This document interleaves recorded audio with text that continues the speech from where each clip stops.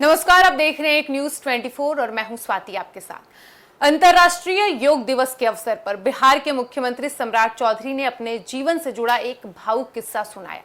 उन्होंने कहा कि कभी वे एक छोटे से कमरे में एक छोटे से घर में रहते थे, लेकिन आज मुख्यमंत्री आवास में रहते हैं। उन्होंने इस बदलाव का श्रेय देश के प्रधानमंत्री नरेंद्र मोदी और बिहार के पूर्व मुख्यमंत्री नीतीश कुमार को दिया। उन्होंने कहा कि इन्हीं नेताओं के विश्वास और समर्थन की वजह से उन्हें बिहार का मुख्यमंत्री बनने का अवसर प्राप्त हुआ। पटना में आज आयोजित राज्य स्तरीय योग दिवस कार्यक्रम में मुख्यमंत्री सम्राट चौधरी ने लोगों को योग के महत्व के बारे में बताया। उन्होंने कहा कि योग केवल शरीर को स्वस्थ रखने का साधना नहीं है, बल्कि ये मन और विचारों को भी संतुलित करता है। आज की भागदौड़ भरी जिंदगी में योग की आवश्यकता पहले से कहीं अधिक बढ़ गई है।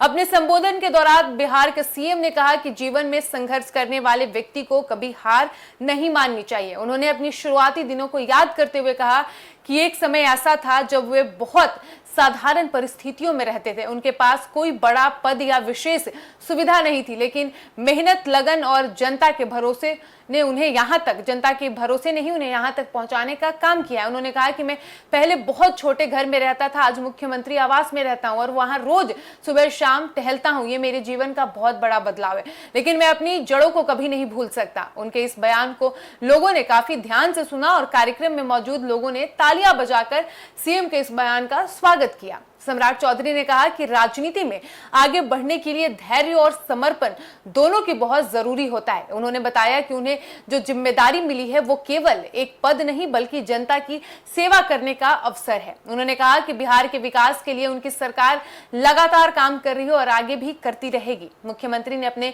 भाषण में प्रधानमंत्री नरेंद्र मोदी की भी खूब प्रशंसा की।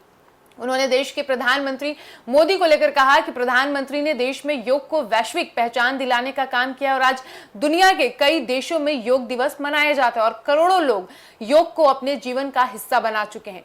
ये भारत की संस्कृति और परंपरा की बड़ी उपलब्धि है।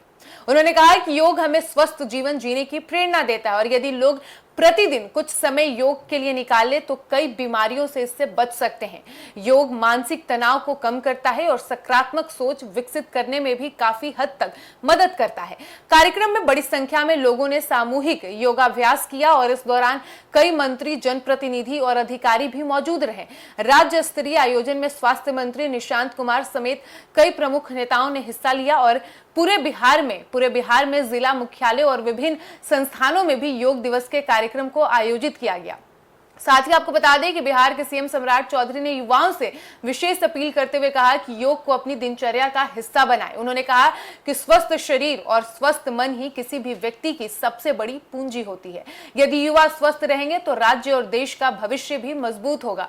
मुख्यमंत्री ने यह भी कहा कि सरकार स्वास्थ्य और विकास दोनों क्षेत्रों में ही लगातार काम कर रही है। बिहार को आगे बढ़ाने के लिए शिक्षा, स्वास्थ्य, सड़क और रोजगार जैसे क्षेत्रों पर विशेष ध्यान दिया जा रहा है। उन्होंने भरोसा दिलाया है कि राज्य के विकास की गति को और तेज किया जाएगा और अपने संबोधन के अंत में बिहार के सीएम सम्राट चौधरी ने कहा कि वे मुख्यमंत्री बनने को अपनी व्यक्तिगत उपलब्धि नहीं मानते। उनके अनुसार ये जनता का आशीर्वाद और पार्टी नेतृत्व का विश्वास है, जिसकी वजह से उन्हें ये जिम्मेदारी मिली है। उन्होंने कहा कि वे बिहार की जनता की उम्मीदों पर खरा उतरने का पूरा प्रयास करेंगे।